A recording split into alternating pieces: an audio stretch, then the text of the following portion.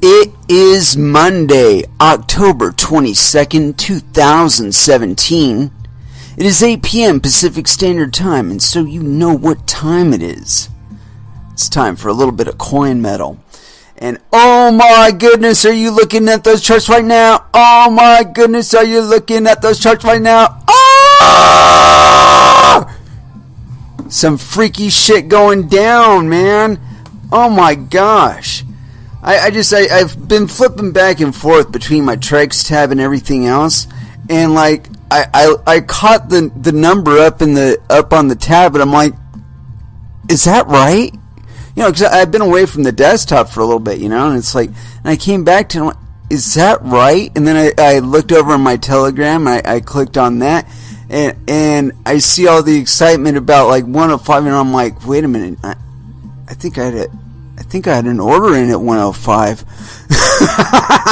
So yeah, man, it's been fucking freaky. As far as what we're seeing now, it's got to be a lot of the relief off this Bitcoin gold business. And I want to start off by saying, unfortunately, we did not get our asses kicked at Jiu-Jitsu today, because as usual, they do have the more advanced class today, and although I am getting up there, I don't know that I'm quite ready yet. I think I'm getting there, but a little bit further. I think I need to go a little bit further before I'm right mentally and physically to be trying to roll with those big guys as a matter of course, instead of getting a wide variety of skill levels, as I do now with the slightly lower class.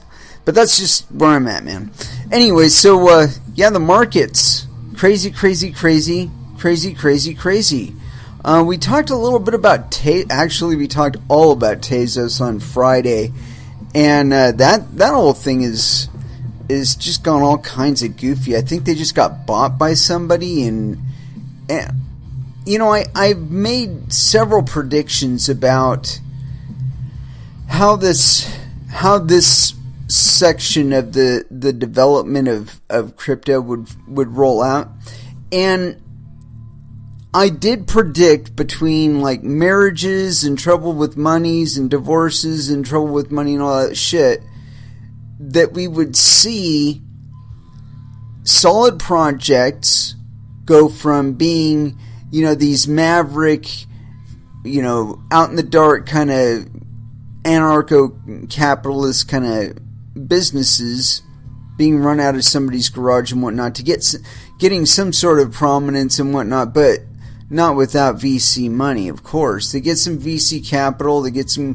legacy support and whatnot, and then all of a sudden, for some fucking weird reason or another, their ownership level changes. You know, they have to sell to their sponsors because of a divorce, of somebody monkeying with the money. It always happens this way. It's always happened this way. And if you look back over just the .com bubble, okay, if you go back and you look to when AOL was getting popular and all that, where we were seeing companies with solid projects, and in not even real companies, you know, just homebrew groups, you know, a little bit more than homebrew groups, and they would get all this VC capital thrown at them. They would piss it away on coke and hookers and champagne, thinking that their current tech advantage was going to sustain them, and then all of a sudden, you know, MSN or Microsoft some shit or Yahoo or somebody else had them by the balls and was buying them out, or being asked to buy them out, you know, because again, divorces, calamities with the finances, getting sued, lawsuits, you know, all of these little ways to kind of nibble them back down. You know, they get an audit by the IRS, you know, anything that kind of digs a little bit further and you know, seeps a little deeper into the bones, you know, of the inner workings of the company. And then all of a sudden, it's, you know, again, they change They change owners. They're no longer, you know, Caldera.com search engine optimization or some shit. They got, you know, subsumed by Google when they bought up something else. I mean, and I'm just making up shit right there. I'm just saying that this process isn't anything new. And it's something to really consider when you're taking on the authorship and stewardship of a cryptocurrency project, that you are solid. You must be a rock, because it is your baby, and it has a planet full of people with computers and cell phones and laptops and tablets, and they're all fucking with it.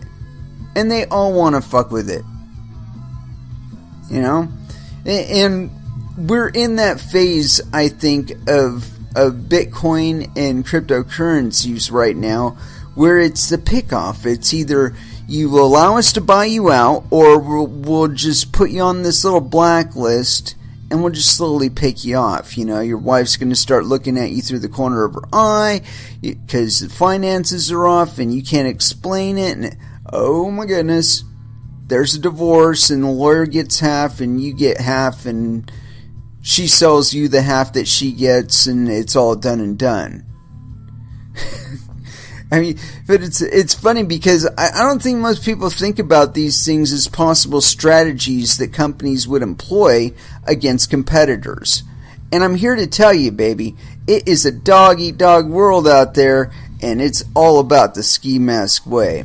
So that's what we're going to start off with for our first dance, body count. The ski mask way. If I can get down to it on here. Come on, work with me. Man, this thing is laggy. I might have to quit it and then get back in it. But here it is. We're gonna give it a roll. The ski mask way here on Coin Metal.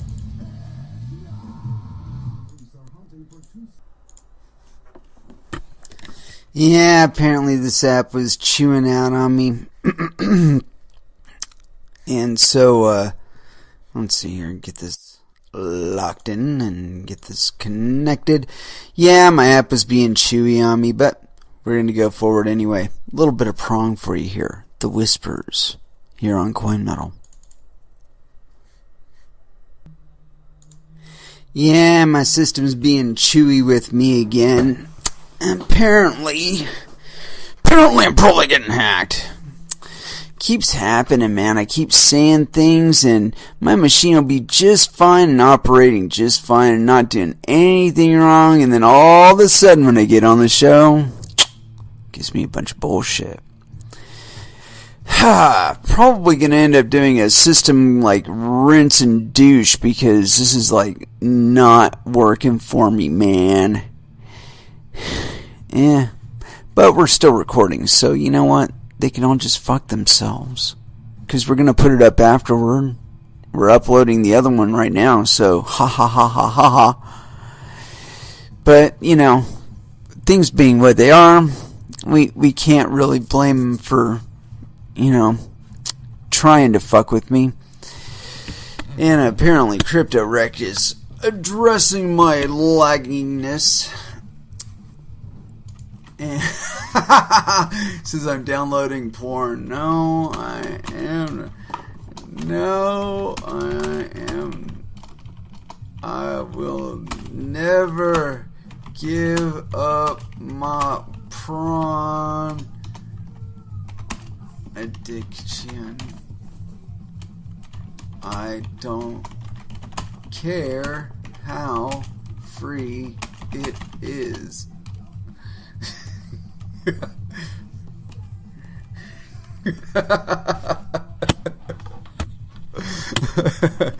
Oh man, gotta fuck with one another online, you know.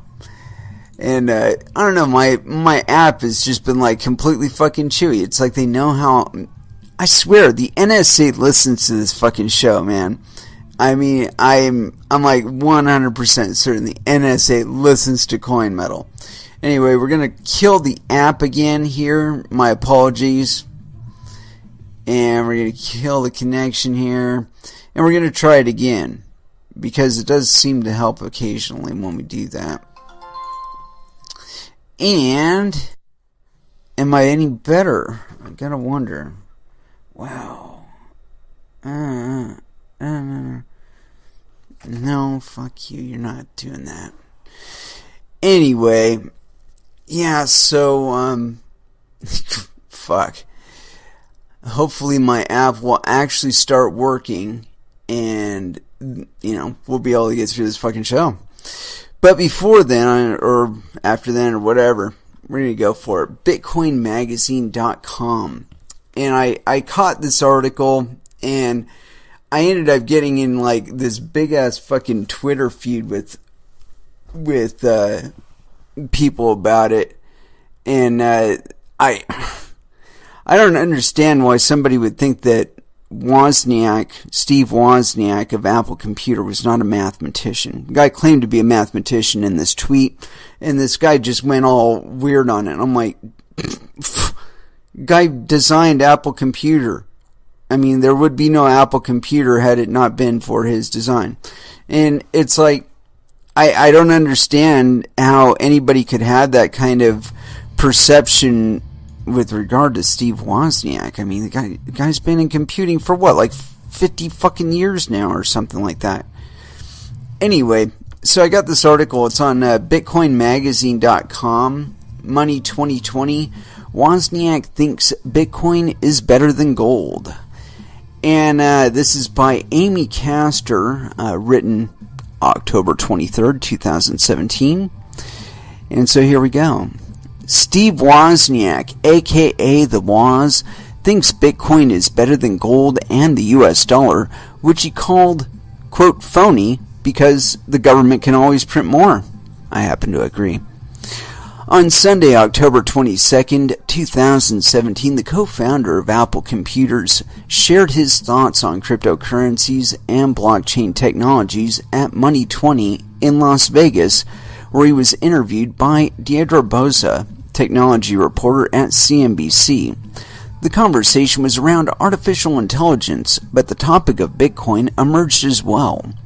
Wozniak feels a currency is more stable when it cannot be diluted, and while Bitcoin has a fixed future supply, only 21 million Bitcoins will ever be mined, the same cannot be said about government-backed fiat currencies. Quote, there is a certain finite amount of Bitcoin that can ever exist, Wozniak said in explaining that the U.S. government could wind up printing more dollars for political reasons. He described the U.S. dollar as, quote, kind of phony in the sense while describing Bitcoin as more, quote, genuine and real.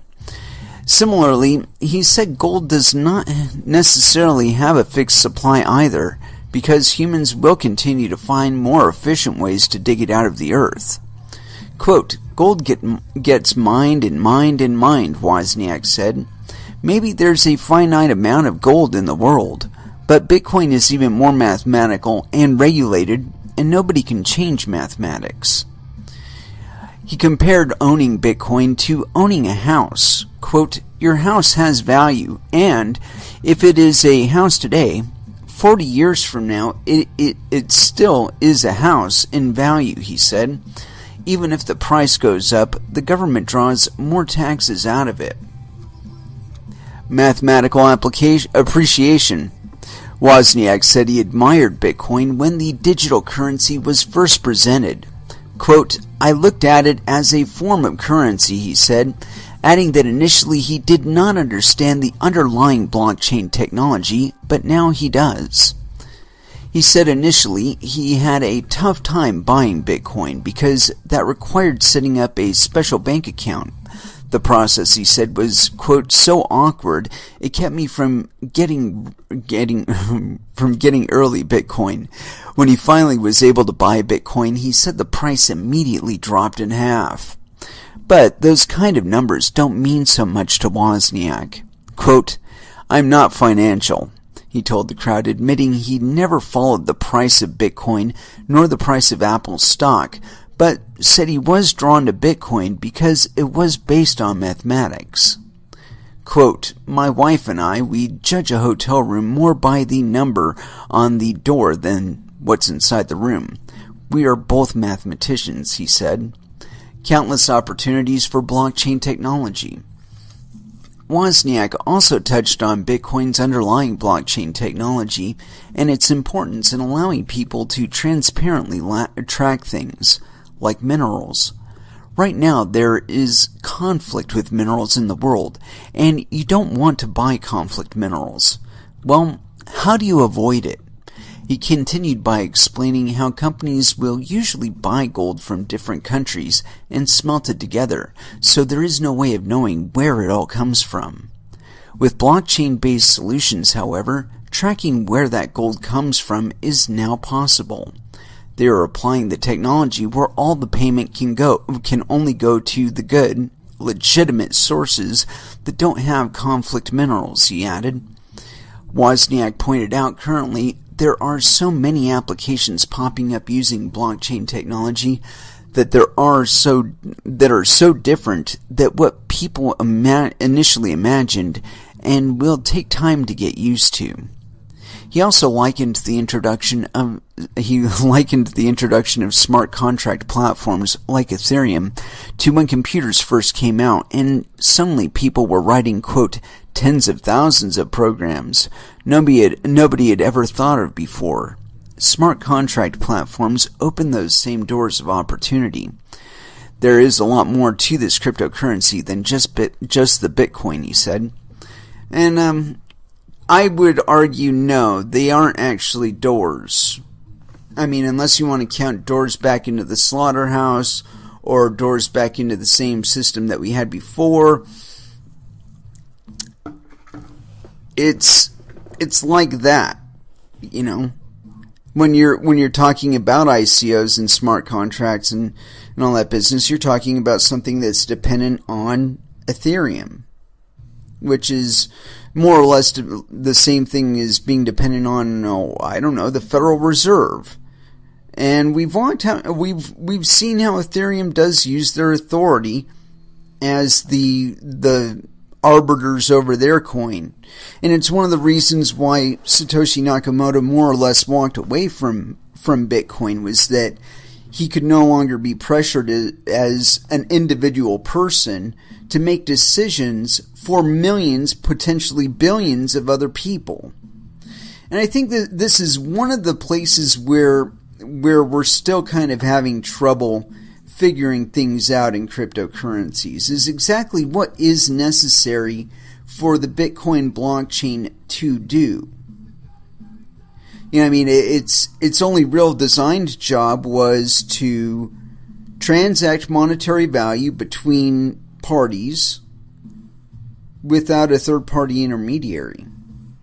And it seems like that's just like too much for some people involved in the space to understand or to grasp, because they seem to be really quick to wanting to hand that processing of transactions that we've taken the responsibility of doing in mining and so on, and handing it back to the people that we took that responsibility from. And we didn't really take it from them, we just assumed it on ourselves.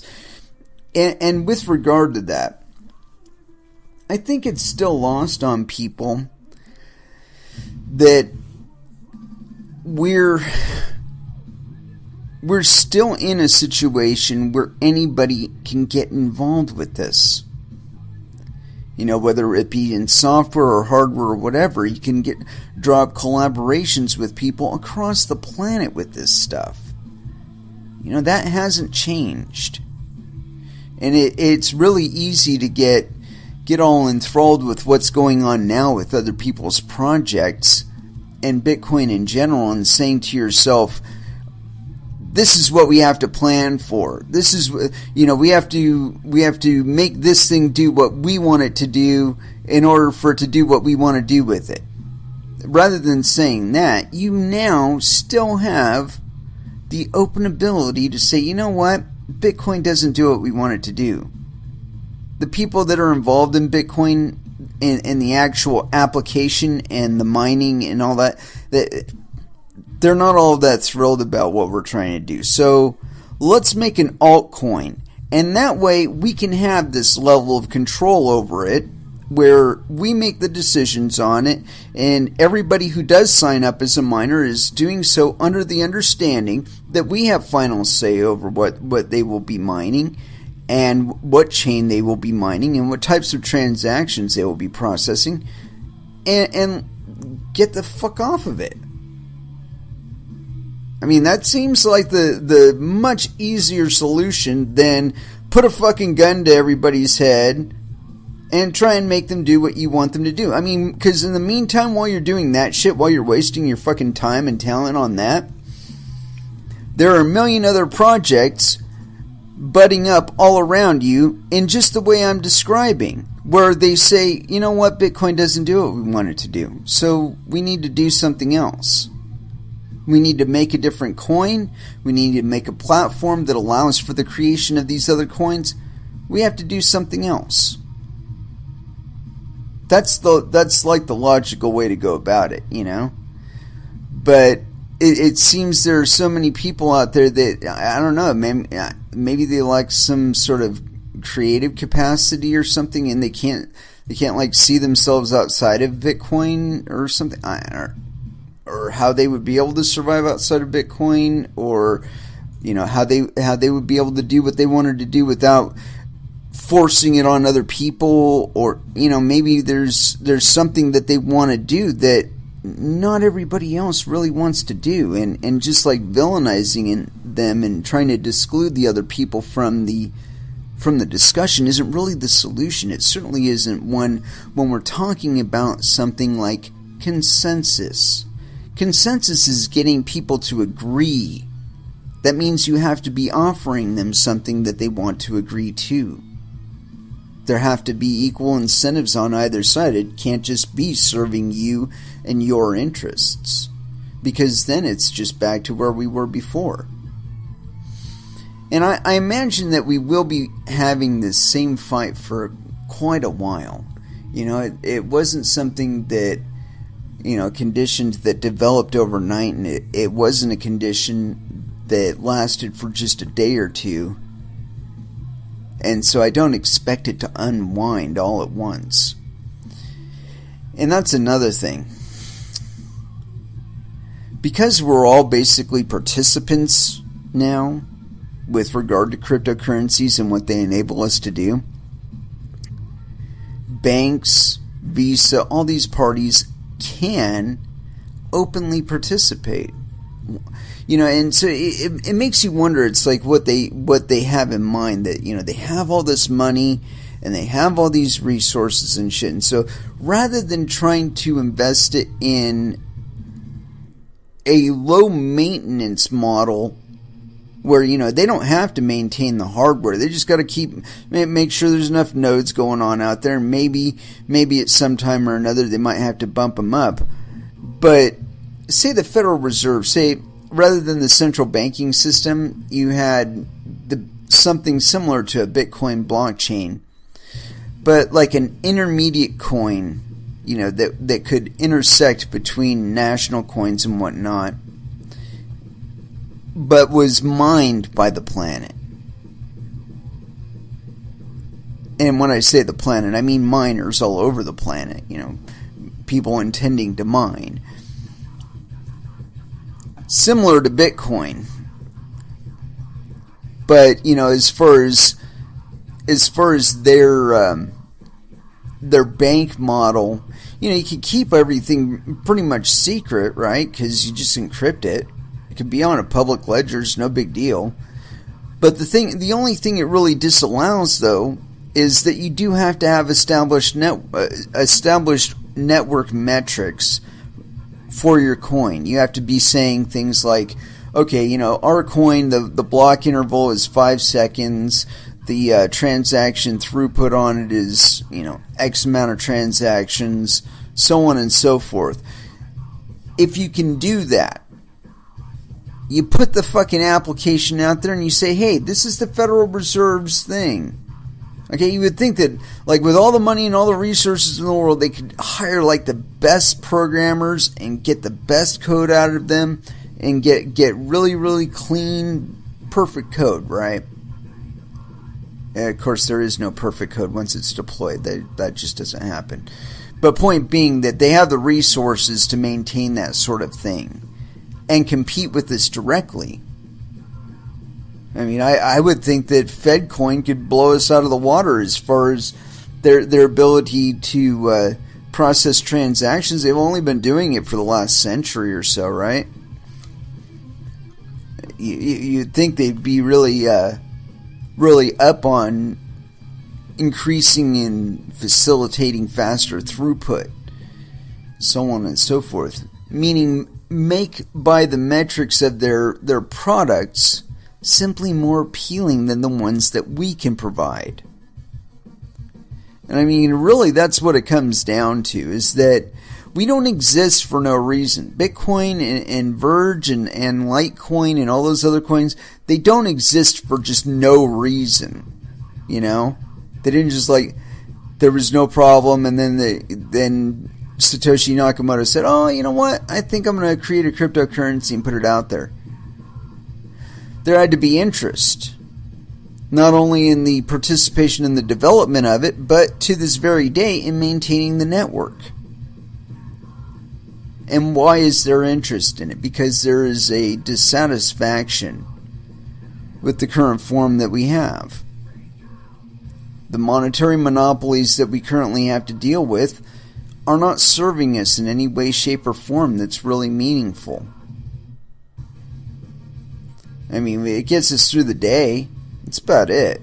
I mean, the people that had the real advantages, though, and I was listening to Max Kaiser talk about this, where they would have these special trades they were doing behind the scenes and whatnot that's only available to people that have just gajillions of dollars already that they could continually throw at it, throw at their bets on the markets, and just continually bet red, you know, and because they've got this unlimited tap of money going to the Fed. You know, keep betting on red, eventually you're going to hit it, and it'll be a windfall when you hit it, but in retrospect, you probably created a lot more debt than you created in actual value by hitting it. And I think we're long past the point of diminishing returns on that. And that's what's really indicative of that is the level of legacy support, legacy interest that we are starting to see coming into cryptocurrencies. Is these people are looking for any other game in town. They think that it's just a new game, we'll rewrite the rules and new game. That's going to be enough. It's going to be enough to, make everything just even out and no problem anymore. I don't think Satoshi Nakamoto had that impression. I'm sure at one point or another he sat up one night and thinking, this might go kinetic at some point or another. we might be lobbing lead at one another over hash rates at one point or another. This could get competitive. This could get ugly. But I don't think anybody that initially got involved was really looking at it like that. I think they were looking at it more in line with, why shouldn't we just give it a try? Has anybody tried this before? I know that was my interest. But it was out of frustration. I have yet to post the Epic of Verge, or my Epic of Verge, anywhere. At some point or another, I am going to go through and filter out all the timestamps or something. I don't know. I might just post it on fucking Reddit Raw or something like that. But anyway, let's go ahead and throw back down into some music. And apparently, my latency issue is stopped because I'm not getting nagged by Mr. CryptoWrecked. So, just because, I'd like to give a shout out to Mr. CryptoWrecked. Whiny little bitch. Anyway, let's go ahead and throw down a little bit of old school Anthrax here. Antisocial here on Coin Metal.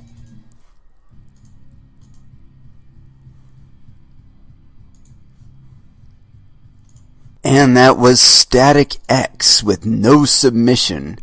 My apologies on that. I had to actually, I couldn't do it. I couldn't sit here in front of my computer and not have my Trex account open. But I mean, who could, man? You're looking at that big ass pinnacle. I mean, we jumped from like 80 to what was it? 106, 107, 108. Fucking hopped up to 108. It's a full 18 satoshis, man. That's what, 20% right there. You can't turn away from 20% profit, man. You got to try and take that shit. Anywho, we actually had something really interesting I wanted to talk about on here. Oh, and just to let you guys know, for Friday, I've got something interesting planned. I actually have something planned. Can you believe that? I am in talks to have a Mr. Vinny, and I keep wanting to call him Vinny Lingham on. And I'm not entirely certain what we'll be talking about, but I'm sure it will have something to do with segregated witness and SegWit2X and all that other business, because it seems that he himself has been highly interested in this discussion. And it was funny because, like, I don't know how or why, but at one point or another he had blocked me. And so I answered something that was also sent to him, and then the conversation got started from there, where he unblocked me, and then, you know, we're going to see what's up, you know.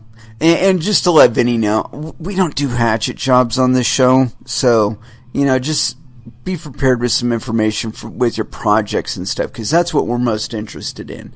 Is because I mean I know you're some sort of guy in crypto. I guess you're like a CEO of an ICO or some business like that.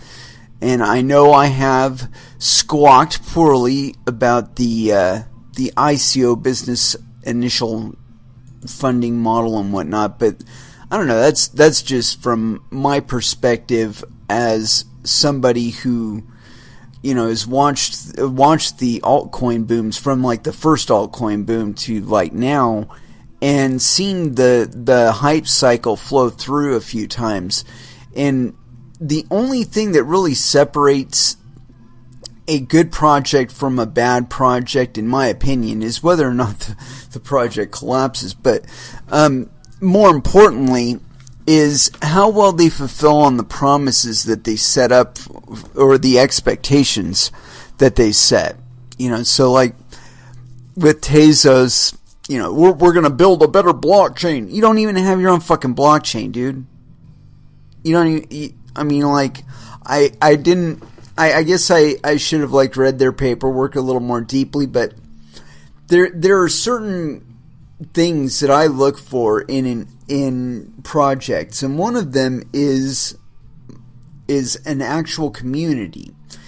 And this is one of the places where Verge has been one of the few exceptions out there where there's been a development team that is dedicated to the project and the maintenance thereof and the furtherance of, you know, and enough community members that believe in the project that either, you know, buy the coin, trade the coin, talk about the coin, and continue on with that until they actually have, you know, a real good base. I mean, I don't remember what our market cap is, but the last time I looked, it was pretty significant.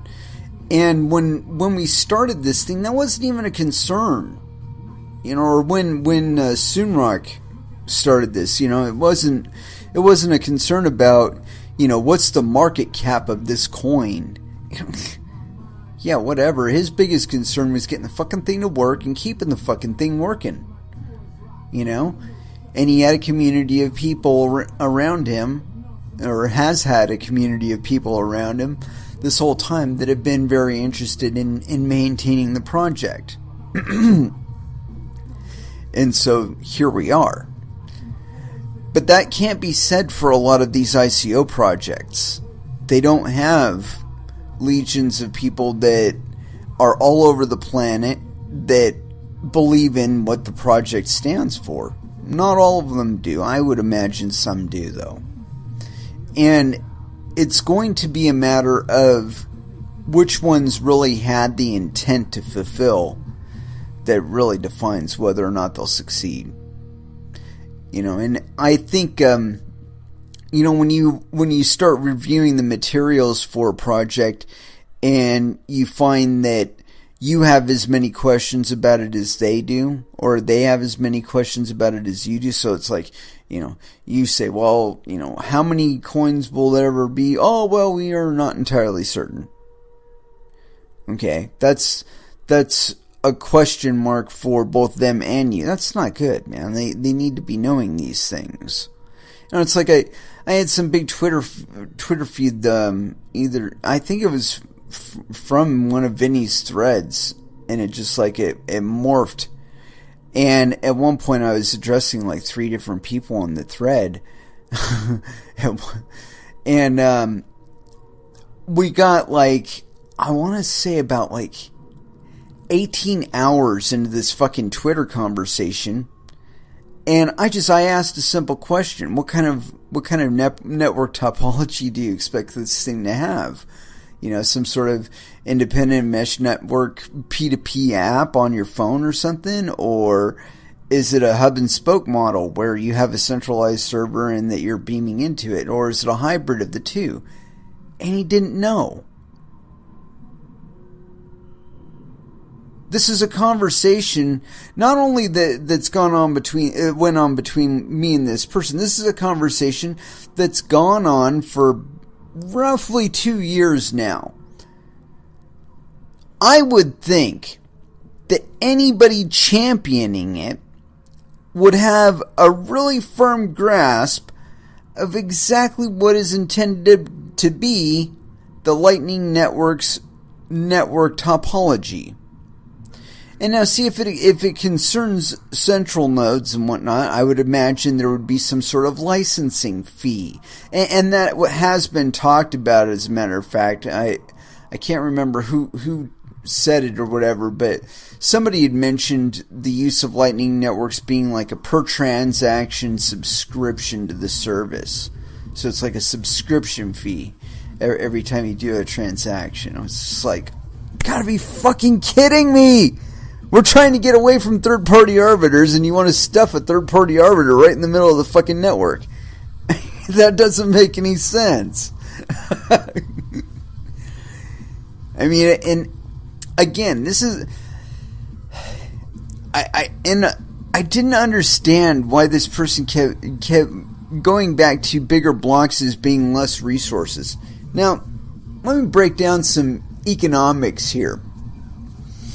And I know we're so far along on Moore's law with regard to hardware capacities, like network throughput on your internet, or computing power of your CPU, or RAM capacity, or hard drive. We're so far beyond Moore's law with regard to the actual requirements of Bitcoin on the user end or even the node end, that we could conceivably go to 6 or 8 megabyte blocks and be able to hit 70 to 80% of the nodes that are propagating transactions across the network right now.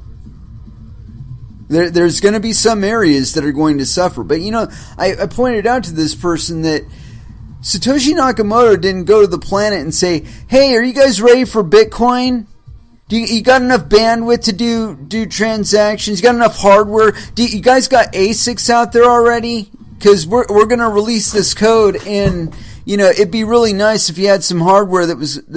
No, he didn't. He just fucking put the shit out there, and people saw it and said, "Well, I got this old fucking computer in my back, my garage. It's not doing anything. I'll go ahead and hook it up." I mean, that's how this whole thing got started. That's how we got to where we are today with it. So the idea that if there were some sort of hardware necessity upgrade, like a potential of, a max block capacity of 8 megabytes. And I saw somebody else comment about this, and I thought it was perfect. Is that even going according to Moore's law, and even going according to Moore's law with current capacities, if we said we're going to have 4 megabyte blocks, and here's the BIP for it, you guys flag support for it, we get to 95% consensus, we're going to go to a 4 megabyte block. Now what's being said here is, instead of a 1 megabyte block of transactions being processed every 10 minutes, we're going to process a 4 megabyte block every 10 minutes. So now this changes a lot. Okay, it doesn't just change the capacity, because it's still the same amount of time. Okay, now we have quadrupled the transaction throughput, because the transaction per second, that's defined by the megabyte capacity of the block. So now if we multiply it by 4, that means that the transaction throughput is now quadrupled. Now we're up to what? Like 12 or 12 to 20 megabytes per second. Okay? That's one little scaling hurdle. But again, we're only doing 10-minute blocks here. Now, I thought about that too. It's like, what if we bumped it down to 5-minute blocks, but 4 megabyte blocks? 5-minute, 4 megabyte blocks. Instead of 10-minute, 8 megabyte blocks. It's the same, but the block reward, and also you would half the block reward. But another thing I would, and I've stated this on a number of times on the shows, this should not be a controversial metric. We should not be trying to limit the block size. Because again, we're so far beyond Moore's law. The idea that we're going to outcapacity the network, no. But so now that's 4 times as many transactions per 10-minute block. That means that's 4 times as many transaction fees. You see where I'm going? That increases the incentive significantly to participate in mining now, doesn't it? And that might change, when you go on, I think it's Coin Wars or one of these other ones where you can look at the network metrics and tell how many petahashes or whatever the network is, and what the mining profitability estimate would be. If we quadrupled the size of the Bitcoin blocks, the blocks on the Bitcoin blockchain, I think that it would reflect for people on that website that it's suddenly profitable for them to be mining, even with their GPUs, just to get in on some of those fucking sweet transaction fees. I mean, I don't understand why that's such a big hurdle, but no, that's such a big hurdle that we would much rather put a gun to the head of the miners and say, make this fucking change! Implement my BIP! Run my fucking code on your computers! No, that's way more efficient than what I'm talking about, Way more desirable, right? Anyway, I caught this thing on Reddit. And occasionally Reddit produces something that is it's worthy of rereading. And I caught this one, and I thought it was really cool. I felt it's necessary to at least give this person some cred where cred is due. Because honestly, this guy lists himself as a noob right off the bat. But either A, he's been in it for a much longer period of time than he's indicating, or B, he really is a noob. And he's just got some really good sources around him. I don't know which one it is. I don't really care. It's a well-written article. So, here it is. And this is is my understanding of the current SegWit coins versus Bitcoin Cash correct? And just to let you know, it's just SegWit coins and Bitcoin, not SegWit coin and Bitcoin Cash. Because the fact of the matter is that SegWit has not fully consumed Bitcoin yet. When they get to the majority of transactions per block, then we'll have something to worry about with regard to that. Anyway, continuing. And this was submitted 9 hours ago by was it CC Trader 01. Hi all, I am relatively new to crypto. I've been following the recent battle of ideas between Bitcoin Core and Bitcoin Cash. What I noticed so far is that there are so many comments on articles and posts online against Bitcoin Cash. To me, the comments are out of hand. The intentions of the commenters do not seem to be in the spirit of solving a problem, but rather to personally attack people involved with BCH or just completely dismiss BCH. My reading of the situation is this. Bitcoin is largely influenced by Core. Many, if not all of the Bitcoin Core are being paid by Blockstream, who provides blockchain services like the Lightning Network. I think they even patented the technology. I also found out that Blockstream is funded by AXA, the finance company, and that Blockstream's co-founder was one of the Core developers. As a result, the Core team is pushing for Bitcoin to use Lightning Network. I think the segregated witness and the Lightning Network is bad because we are diverting very important digital signatures from the Bitcoin transactions to go through the Lightning Network, which will be controlled by Blockstream.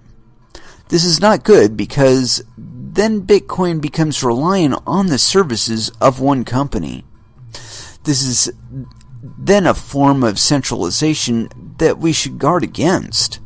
The risk is that these signatures are now being bundled into one location where they may be intercepted, controlled, manipulated, or even stolen. The government can also target companies like Blockstream and regulate it or apply pressure to it to work for whatever purpose the government wants. Blockstream profits from all of this. Good for them. But this gives them so much power and control and are likely to impose unnecessarily high fees for all of us to use Bitcoin. Is this more or less correct?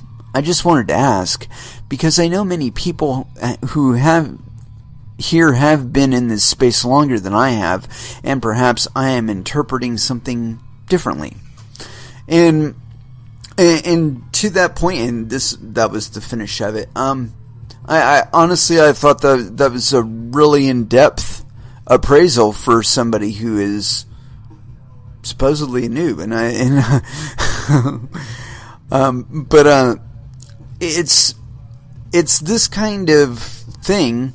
I mean, or similarly, I don't know about the dependencies with regard to Lightning Network and segregated witness and all that, and AXA, and I'm just not that interested in the personalities. I'm more interested in exactly what the proposed changes to the Bitcoin network would entail. And this person, and hats off to you, CC Trader 01, very, very, very astute. But the point being the way that it would change. And of course, this person points out that a centralized corporation would be more or less in control of who gets to use Lightning Network, I would imagine, at some point or another, because they did bother to patent the technology. Now, whether it is currently open source, I haven't bothered to check that really. I just, like I said, I've been following it for a while now, and I've either heard or read many of these little snippets kind of accumulated all over the place. And so, as far as I can tell, this is pretty freaking astute. But as far as it being actually against Bitcoin Cash, I think that Bitcoin Cash was probably the best solution that could be seen by some to this issue, where it was just like, okay, well, we're going to pick up the blockchain right at, this date on, and I believe it was August 1st, up to that point, and then we're just going to take our hashing power and walk. But we are going to maintain the vast majority of the protocol, with the exception that we are going to be mining bigger blocks. And in all honesty, I think that bigger blocks are the solution to this conundrum. And I've laid out a couple very explicit reasons why on this show. I mean, and it doesn't take a brain surgeon to understand the way that I'm describing it, even, as uneducated as I am. And, I'm pretty much self educated when it comes to this stuff. And I think that anybody who has been in it for any duration of time is in exactly my position, but except that they're probably involved in deeper ways. Anyway, I got this other article here, and this one I feel a little bit weird about reading it, honestly. Because, as a crypto commentator, I gotta wonder about my own partiality. I mean, because in all honesty, I'm so far long verge that I can't even describe myself as being anything else. But I do try to dispassionately communicate my thoughts about the other coins, unless, of course, I feel like they're an outright fraud. Now, while I don't think these guys are a, quote, outright fraud, I have to wonder, because I have personally removed their fucking, or not theirs, it was CoinHive's software off of my computer, and it was mining Monero. So, I don't know who to blame there. I don't know if that's a Monero blame, a CoinHive blame, or whoever inspired or paid for the development of it. I couldn't tell you, but I don't like it. Anyway, this is from bitsonline.com. Anonymous no more. Monero exploit reveals user identities to hackers.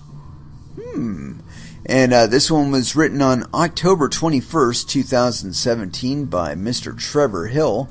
I'm assuming by the name, yes, Penis. An independent researcher claims, and we're going to click on that because it's a hyperlink, he has discovered a vulnerability in Monero that allows malicious actors to locate the IP addresses of users on the network. This exploit could mean the end of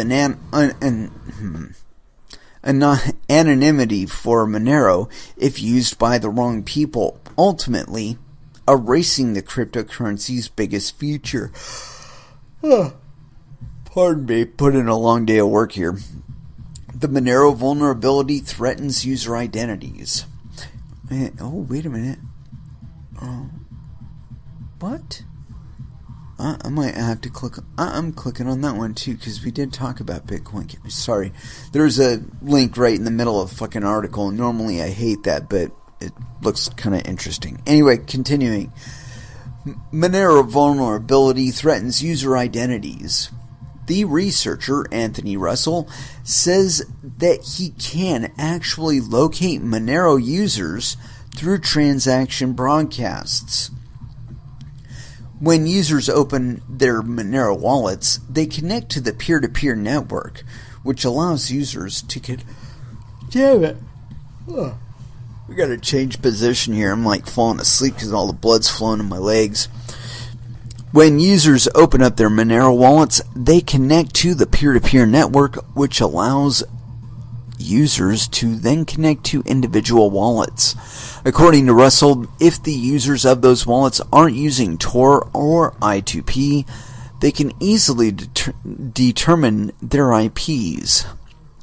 One potential problem with this method is that it doesn't necessarily differentiate between server nodes and peers. However, Russell says that this can be overcome by doing simple who is search. Doing a simple who is search. Script made to automate the process. Russell created a script to automate the process of locating users' IP addresses after he initially discovered the vulnerability.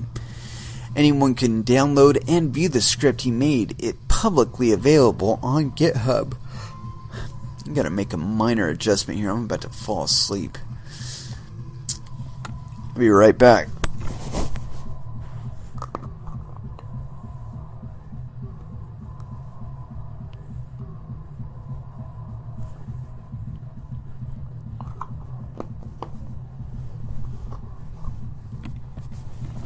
Alright, there we go.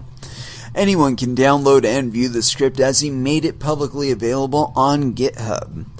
He also gave a simplified version of the script. netstat-ant pipe awk, and I'm not going to read it all. What this command does is calls netstat, searches for connections, and then cuts out the IP addresses, or the IP address. However, Russell said that while the script itself doesn't eliminate server nodes, the user can easily infer through a process of elimination which of the IP addresses belong to servers and which ones belong to individuals. Russell goes on to make commentary regarding the implications of such a discovery, including how hackers and the government could use it to either blackmail users or go after people who use Monero to evade taxes, or to commit ransomware attacks. Oh my goodness! Yeah. Oh shit. And so, wow. Oh yeah. Yeah, we're definitely gonna read this bad boy. Yeah. You know, I'd probably feel differently about it if somebody wasn't trying to use my computer to mine Monero without my desire. Without my express consent. You know? It's not one of those things where, hey, you're on the internet, you can be a Monero miner. Fuck you. Fuck what you want. I'm going to turn your computer into a miner. For me. You know what I mean? That's... fuck you. I know that some wonderbutt out there is pitching this shit to executives and whatnot and telling them, saying, hey, yo, you know, you want a new funding model for your online activities?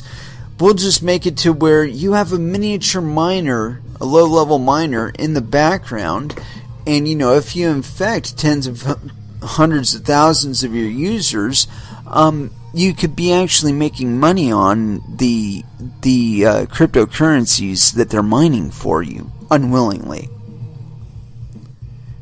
Is that fucked up or what? But I'm sure somebody's doing it. Anyway, we're going to read this locating Monero users business now. Because I was a little music heavy earlier, and I'm apologizing for that now, only because I had a little bit of a technical glitch, you know, and had to deal with some shit. Anyway, I want to check one thing out really quick before we dive into this. Oh my goodness, we're still up on that spike. Yeah, if you're trading cryptocurrencies, you could do worse than be trading Verge these days. Because we're well within our native range. We've been all the way up to, what is it, like 250 or some shit like that? So, you know, it's nothing out of the ordinary, but it is some interesting movement, especially given where we've been over the last few weeks. And I mean, you just check that chart and you're just like, for the last 2 weeks, it's been kind of hurting. But really nice pickup after that Bitcoin gold bullshit. And I just want to take 1 millisecond here and dedicate it to Bitcoin gold. I don't know why anybody is calling this thing a fork of Bitcoin. It's not a fork of Bitcoin. Number one, it doesn't use Bitcoin's blockchain. So it's not a fork. And that's it. I was going to go further, but I mean that's about as specific as you need to be. Anyway, continuing on, and this one is on Don't Let Russell, don'tletrussell.com, and this is in the General InfoSec Department, October 21st, 2017, and I'm assuming Russell authored this, so yes, penis. Locating Monero users via transaction broadcasts. Synopsis. I have shown that using a very simple script, we can start to locate people transmitting. This could be a node rebroadcasting or someone using their wallet to send a transaction on the Monero peer-to-peer network. Being able to obtain the IP address of users currently transmitting on the network not only exposes them to federal governments wishing to oppress cryptocurrency and track users, but also opens these Monero users to attack by hackers. This doesn't mean that you can see what is contained inside the transaction data. However, you can see someone transmitting on the network. Being able to locate these users unequivocally hurts this coin's anonymity. Many people say, quote, "This is how the internet works." Exactly, and that's why we turn to privacy technology to circumvent this. Monero is marketed as an anonymous coin. Then why aren't I anonymous when I use it by default? This is by no means a new discovery. The Monero dev team has said for a while that this is a problem and that they're fixing it in a coming release. I built this very simple proof of concept to demonstrate how it could be abused. Defining anonymous. I have seen two main arguments in the crypto world in regards to anonymous transactions. More often than not, less informed users tend to confuse them only adding the muddiness of the top. Only adding muddiness to the topic. God damn, dude, use a fucking comma. I'm going to define them both here so that we can be clear in this article which I'm speaking about. Untraceable transactions. The ability to send a transaction and not link the transaction to whom sent it or see where it's going. You can have an untraceable transaction being transmitted from a known person, though. It would be... Oh. You can? Okay. It would be like me saying something to a crowd in a secret language that only you and I understand. Everyone can see who is saying it, but they have no idea what is being said or to whom. Anonymous transactions. The ability to broadcast a transaction to the network, and the network cannot tell whom sent the transaction. This is the case with coins that transmit over Tor and I2P because the network only sees exit node IPs and not the origin user's IP. This technology allows you to transmit transactions to the network and no one will know who you are. Most arguments that I see tend to confuse these 2 points. The reality is you want both untraceable transactions and anonymous transactions.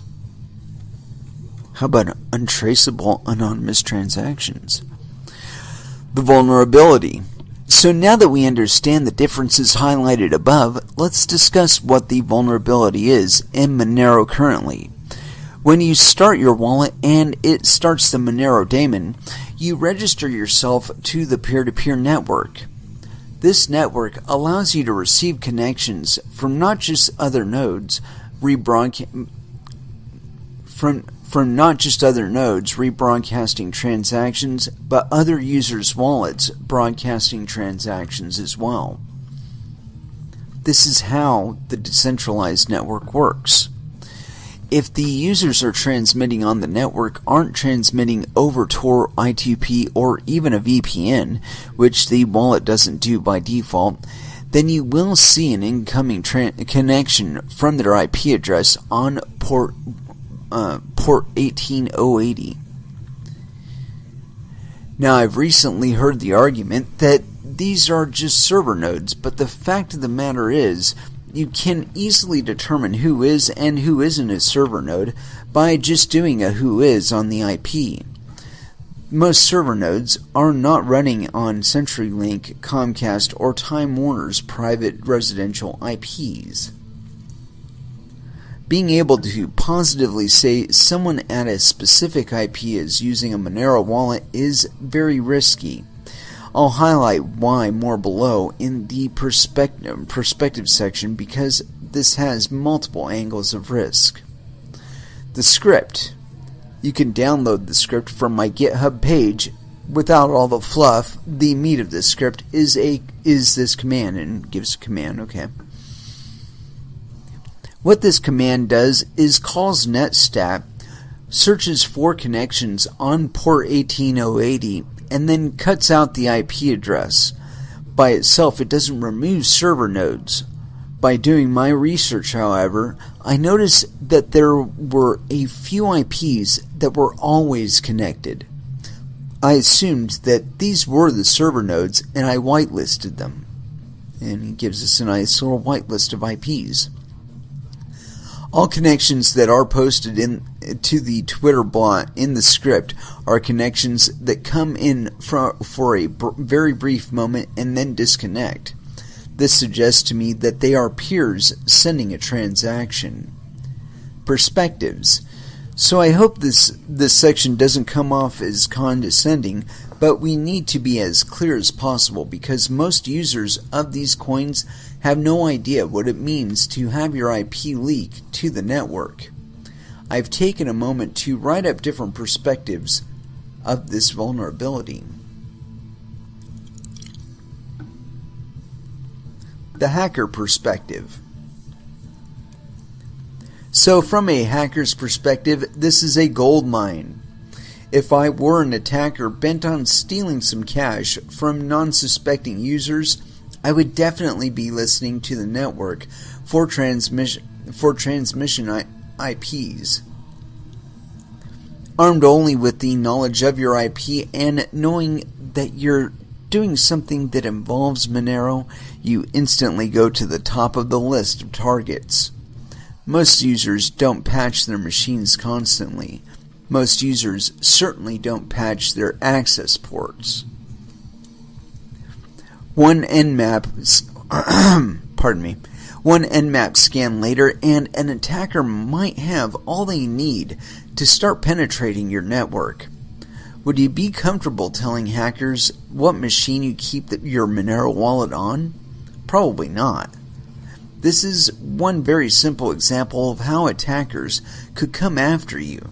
Never mind the social engineer, phishing emails, etc., etc. The government perspective.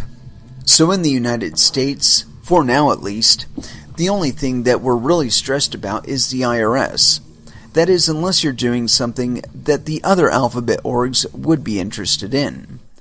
For this conversation, let's say we're attempting to insulate ourselves from nosy tax people. I would be shocked if the feds weren't already scraping IPs of Monero users. Absolutely shocked. We know from a recent article that the IRS has been using software to track Bitcoin since 2013. Do you really think they would pass up an opportunity to link an anonymous currency back to a residence? Normal people don't have the ability to translate an IP into a physical home address, but you can sure as hell bet the feds do. It may not be long before you get sent a letter in the mail requiring you to declare your Monero wallet and all of your transactions on the network explained. White-collar crimes are small potatoes, though, to people in countries where breaking the law might just cost you your life.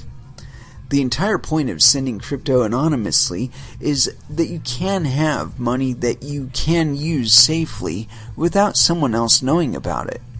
If I'm in a country that has outlawed cryptocurrency or that is attempting to intentionally keep the population poor, how long do you think it would take them to come knocking at your door? I prefer to keep my hands attached to my arms, not getting them hacked off by some Fed with a machete because I sent or received some Satoshis. You think your transactions are safe from government right until they know right where you live and have enough cause to take your machine. Then they'll see exactly how many transactions you made, to whom, for how much. Good luck with that. How to fix this issue. Anyone that follows my work or that has heard me speak knows that I don't bitch for the sake of bitching. If I identify a problem, I will almost certainly always provide a fix to the issue. So to fix the issue, it's straightforward, I think. Use Tor, a VPN, or I2P as a backbone for your crypto. If you're sending anonymous transactions over the ClearNet, you're only fooling yourself. Either use one of these services for your Monero transactions or switch to a coin that has it built in. They exist. Further research. So I wanted to talk a little bit about the research moving forward. Some of the problems with the above method are that you may be collecting a rebroadcast of a transaction and not be the origin broadcast. I believe I have discovered a way to identify almost certainly, though, who sent the transaction using a mesh of scrapers positioned around the world. In the next couple of weeks, I will be doing a closed research project that will be attempting to prove this. Please follow me on Twitter and reach out to me if you would like to be part of the study. Disclosures. So I attempted to write this article as a non-biased InfoSec researcher and not an investor trying to tear down another coin. That said, I have a vested interest in a direct competitor to Monero, which I won't name to attempt to keep integrity. This all said, if I didn't have a vested interest in a competitor, I would still have done this research and written this article. Users need to understand the dangers of IP leakage when they're expecting something to provide anonymity. My gosh, Russell, I certainly could not agree more. That is the shiznit. And you know what? We might actually just go. We're going to go further with this because there is more to it. And there's a comment here by a Monero contributor. So, like I said, we're going to get back to that on the other side of the music. But what to throw down now? Chop Suey, System of a Down, here on Coin Metal.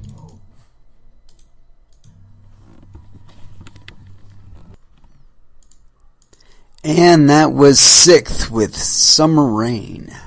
Yeah, I don't know if he's out there today, but one of my fans is now a fan of Sixth because of the fact I've been playing it on this show. But you know, not everybody gets exposed to it, and I find that very unfortunate. They got really good music.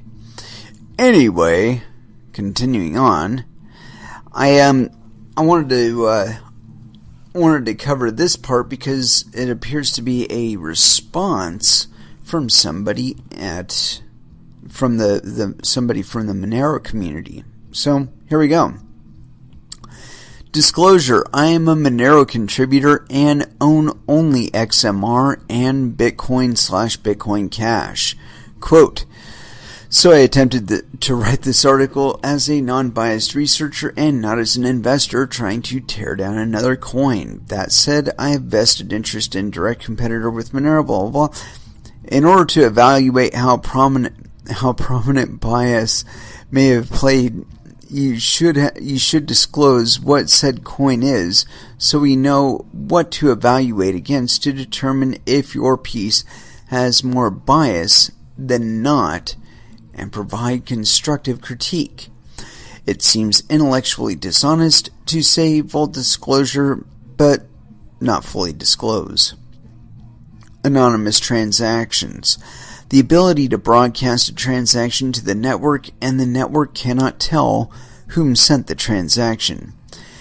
This is not a strong enough definition, as people who use VPN/I2P/Tor broadcasts for Bitcoin TXs can attest. See various Coinbase stories about account shutdowns, etc. And generally when Bitcoin is referred to as pseudonymous, it has more to do with ledger analysis than lack of baked-in Tor/I2P, the latter of which can be easily remedied on the client end, but not the former.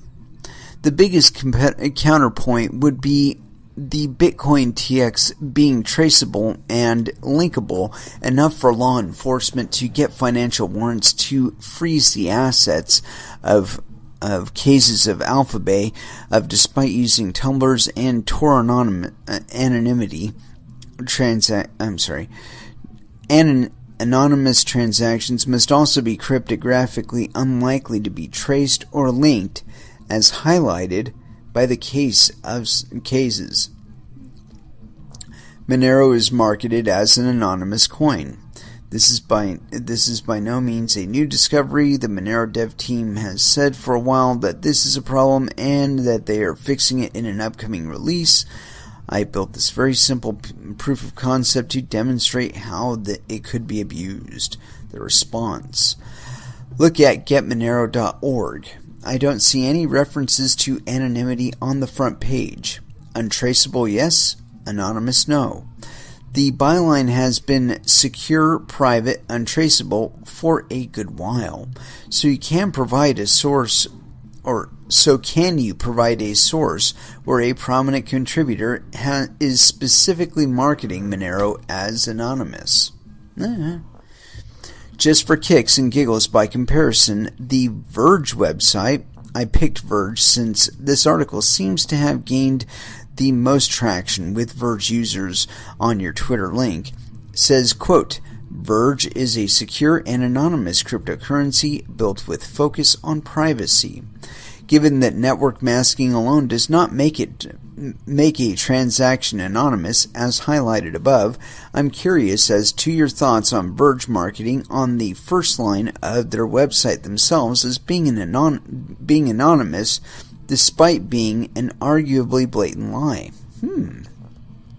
In short, I recommend you cite sources, strengthen your definitions of anonymity here and in your future work, and actually fully disclose what other coin you have a hold in.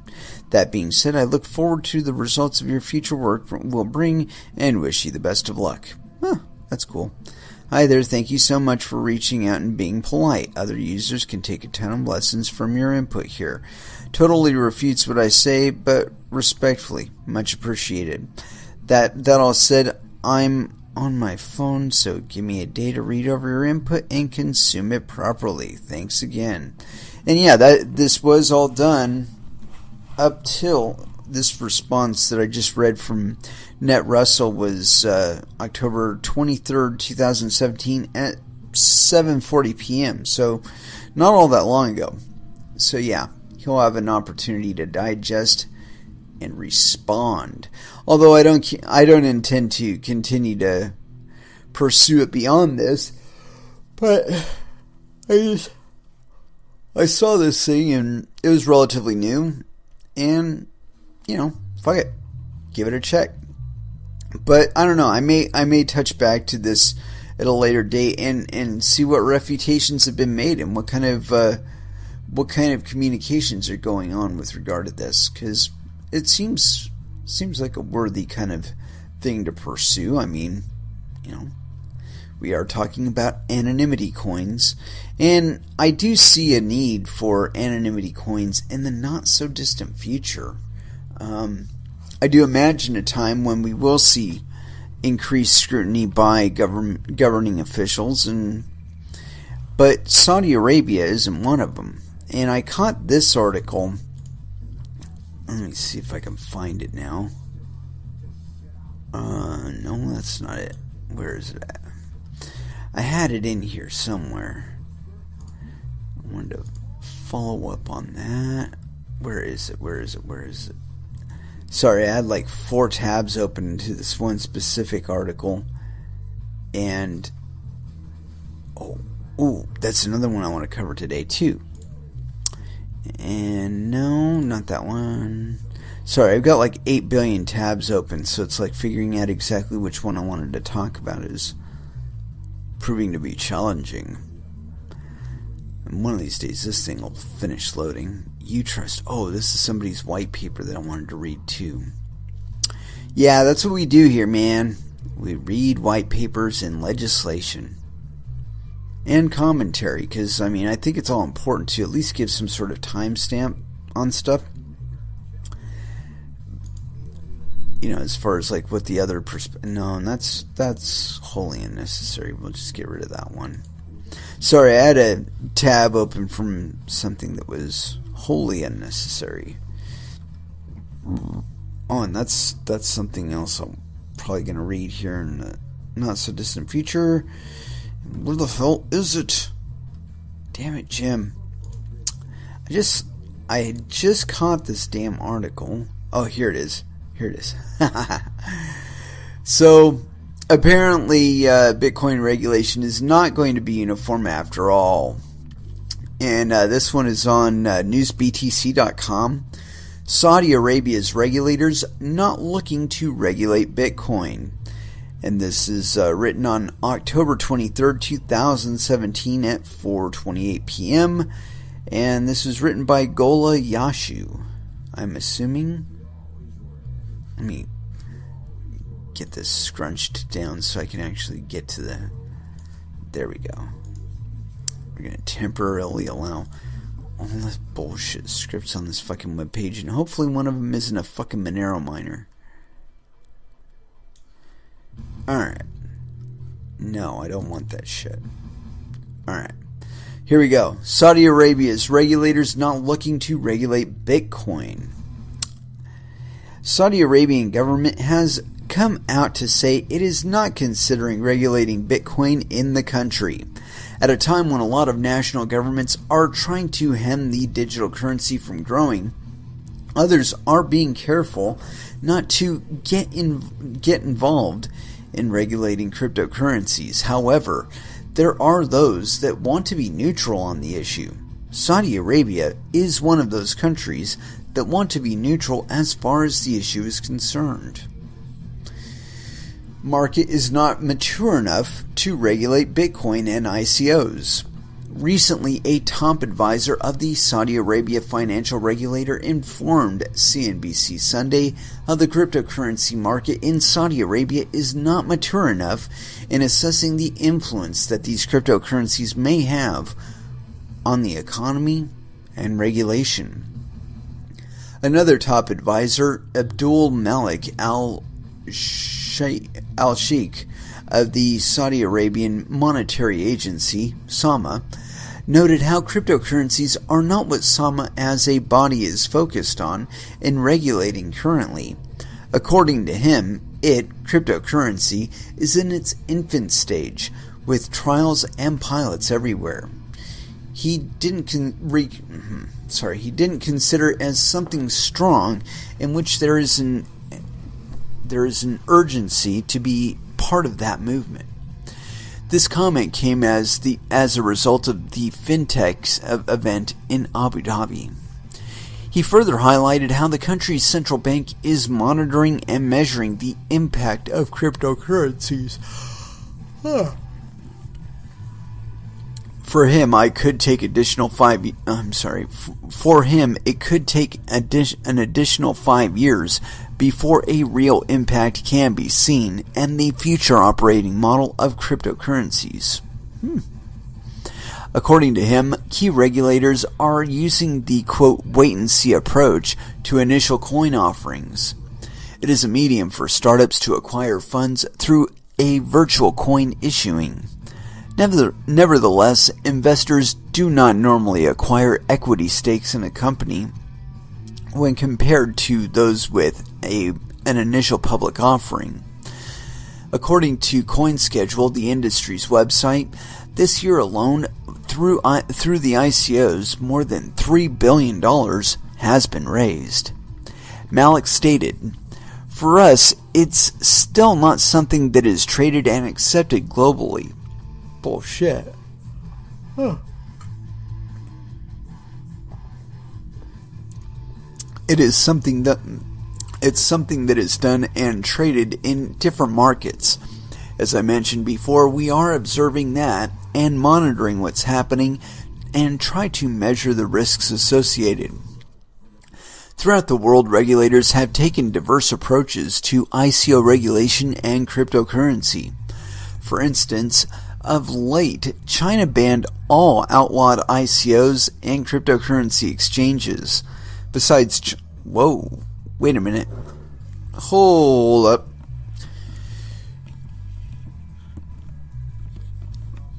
Gotta step back there for a moment. For instance, of late, China banned all outlawed ICOs. Not all ICOs, banned all outlawed ICOs and cryptocurrency exchanges. So apparently there was some sort of regulatory push there, and we may follow up on that.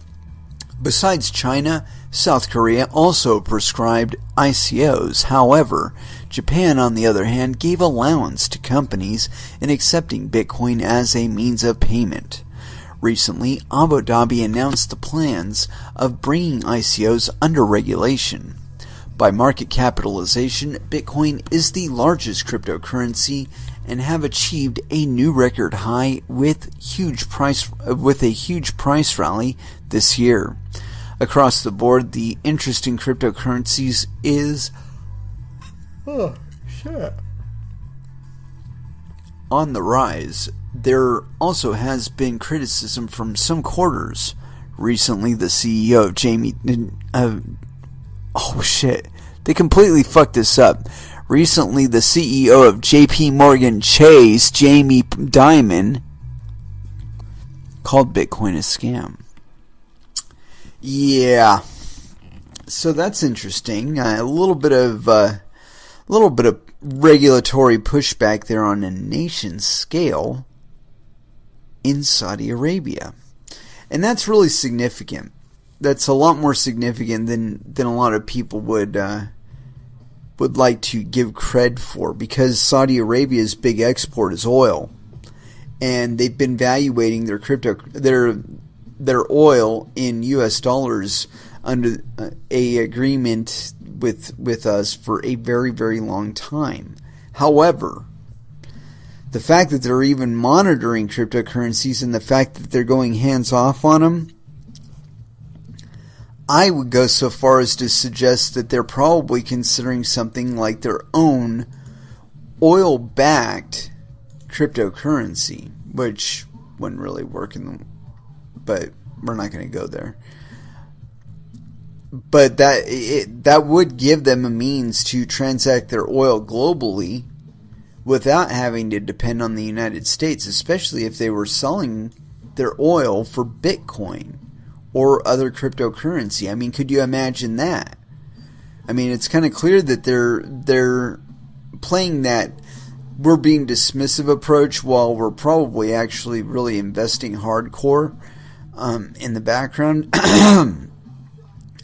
But like I said, the fact that they're addressing it at all at this point indicates to me that they probably do have some sort of investment in it already.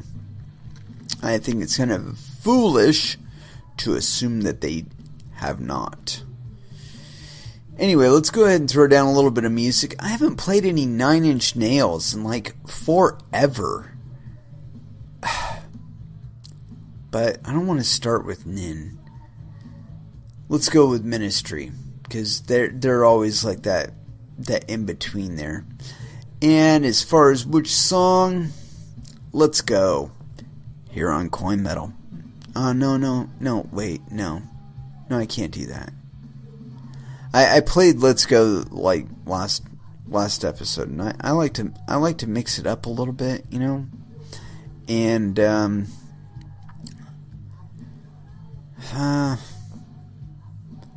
don't know. Lies here on Coin Metal.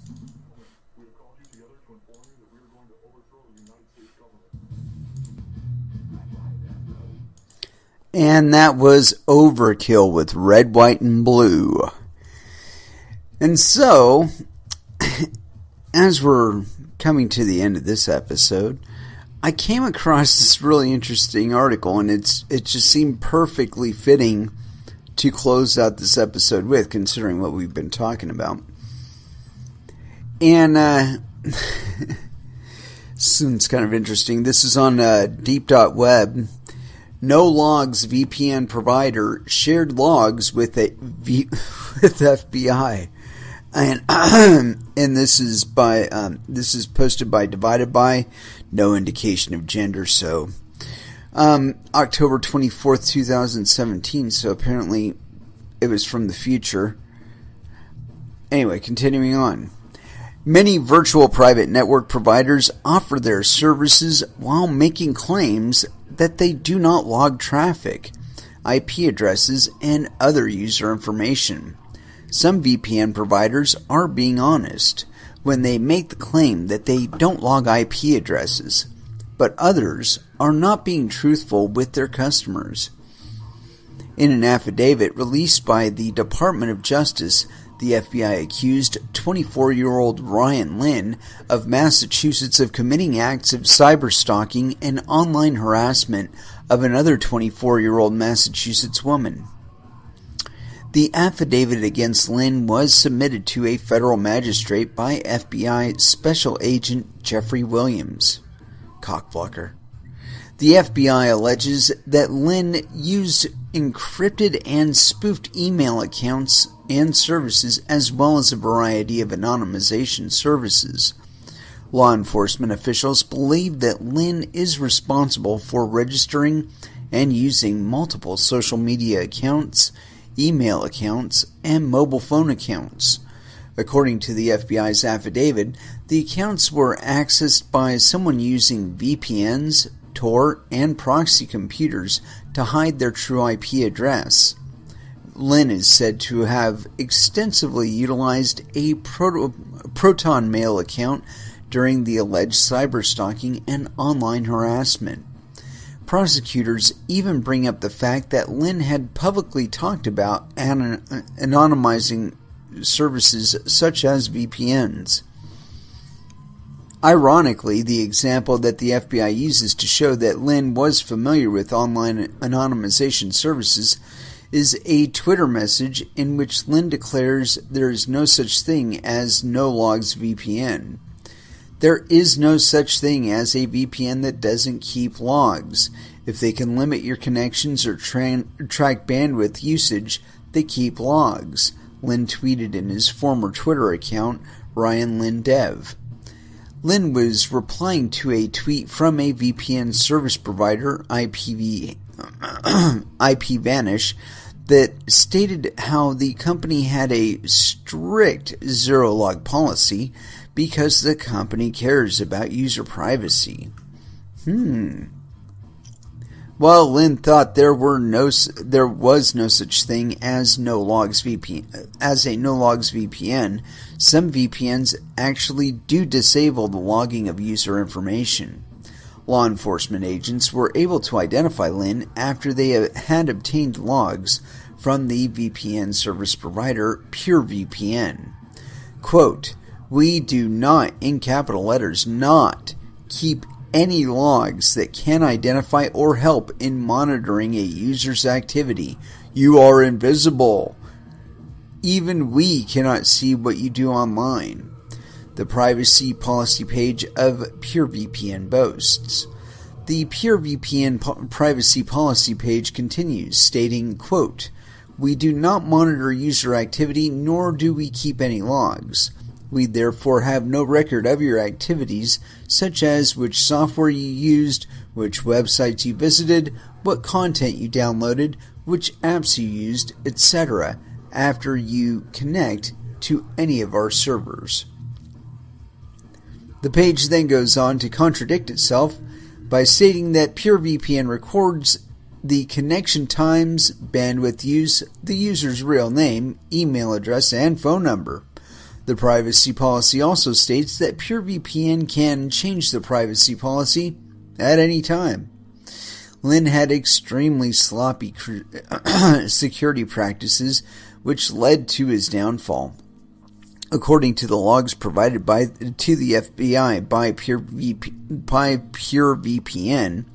Lynn had accessed his own personal email account with Google and the accounts which were being used for the cyberstalking and online harassment from the same IP address. The PureVPN logs showed that Lynn had been logging in from his home internet connection, as well as logging in from an internet connection at a software company he had been working at. Law enforcement officials were able to determine that Lynn had also used a second VPN service provider, One Security, which was also used by whoever was committing the acts of cyberstalking and online harassment. Lynn had accessed his personal Google email account and registered an Instagram account while using the One Security VPN. Lynn had even sent an email to his local police department seeking copies of a police report while connected to one of the VPNs he had allegedly used to commit the harassment. Oh, wow.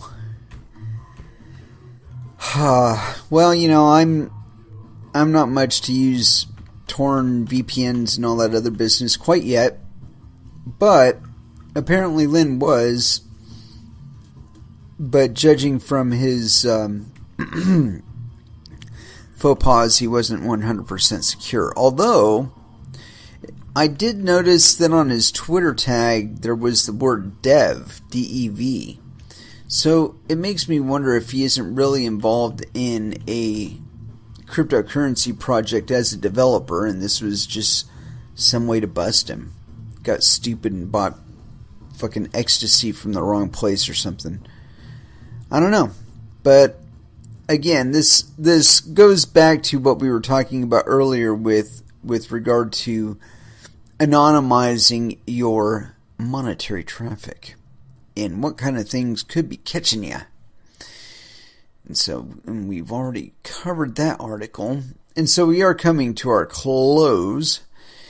And, yeah, you know, you gotta fucking watch out, man. If you're gonna be trying to conceal your identity or your traffic, you know, you gotta kind of go all the way with it.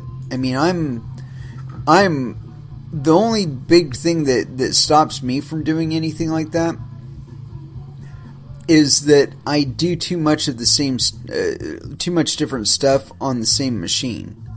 So if I were to engage in using VPNs and all that other bullshit with this machine, I would invariably have crossovers between my hardware signatures, my software signatures, fucking my IP, all of that shit. There would be too much opportunity or potential for that. Now, of course, I could probably do something where, you know, I was running multiple virtual machines or some shit like that, or I don't know. I would suppose if I wasn't good enough on my security on one machine, if I was running a bunch of virtual machines from it, that it wouldn't be any better. But yeah, I'm kind of on the horizon. I foresee the possibility of buying a laptop or some such, in which case I might make that a privacy-oriented device and, you know, go from there. But like I said, I have too many ClearNet dependencies on this machine to even venture to bother to do something like that. You know, and that guy shows us why. You know, he was doing ClearNet activities through VPN accounts. that invariably is going to put some of his fucking taint all over all of it. So, yeah. Gotta watch out for taint. Gotta watch your taint. In any case, let's go ahead and close this one out. And I haven't actually picked any music for our last dance, so that'll give us a moment or two here.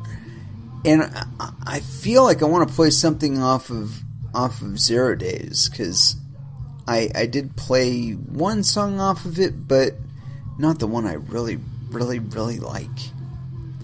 And so yeah, we're going to close it out with Interbeing here on Coin Metal. Actually, you know what? Yeah, that's what. There you go. Interbeing here on Coin Metal. And so we will be back again on Wednesday. And until then, I want you all to trade safe, especially on that fucking mountain called Verge. I want you all to do your homework, because people saying stuff is private, it doesn't make it private. It being private by design makes it private. I want you to watch out for your bunghole, because clearly the FBI is trying to sniff it out. Thank you very much for listening, and you all have an excellent evening.